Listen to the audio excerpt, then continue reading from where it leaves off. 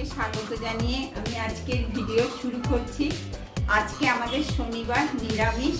আজকে আমি নিরামিষ থালি সাজিয়ে দেখাবো।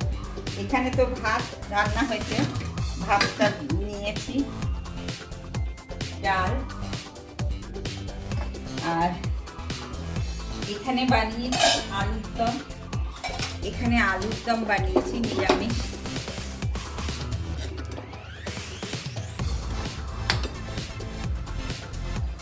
আলুর দম, এখানে আছে ধনেপাতার বড়া,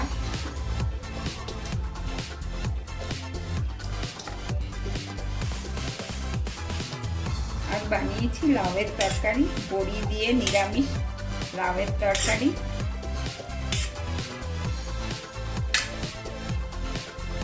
তরকারি আছে, আর আছে বেগুন ভাজা, বেসন দিয়ে করেছি।